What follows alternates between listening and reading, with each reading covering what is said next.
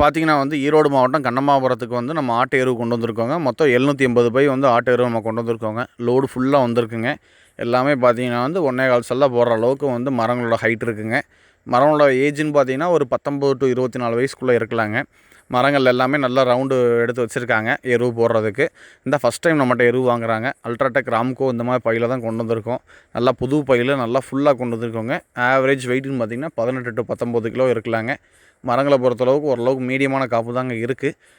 ஆட்டு எருவு கொடுத்ததுக்கப்புறம் அடுத்தடுத்த வீடியோவில் எந்த அளவுக்கு நம்ம மரங்களுக்கு டிஃப்ரென்ஸ் இருக்குன்றதை நம்ம காமிக்கிறேங்க. இந்த டைம் பார்த்திங்கன்னா அன்லோடிங் பண்ணுறதுக்கு ஆள் இல்லாதனால நம்மளே அன்லோடிங் பண்ண ஆரம்பிச்சிட்டோங்க. எல்லாமே நல்ல தெளிவான எருவுங்க.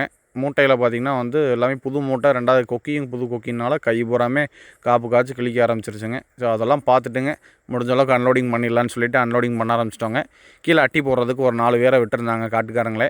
அவங்க காட்டில் இறக்குன மூட்டைகள் போக மிச்ச மூட்டைகளை பார்த்திங்கன்னா நம்ம சாலையில் இறக்கி சொல்ல ஆரம்பிச்சிட்டாங்க. ஏன்னா மழையில் நனைஞ்சிச்சின்னா கெட்டுரும் அப்படின்றதுக்காக நம்ம சாலையில் இறக்கிட்டோங்க. சாலையில் இறக்கிட்டோம்னா ஒரு 2 வருஷத்து வரைக்கும் நம்ம தேவைப்படுற டைம் எடுத்து போட்டுக்கலாம் அப்படின்ட்டு. இந்த ஏரியா ஓரளவுக்கு நல்ல செழிமான ஏரியாங்க. அதனால் பார்த்திங்கன்னா எருவு கொடுத்ததுக்கப்புறம் தண்ணி கொடுக்குறது, வைக்கிறது எந்த ஒரு பிரச்சனையும் கிடையாது. உங்களுக்கு நல்லா ஈல்டு நல்லா டிஃப்ரென்ஸே தெரியுங்க.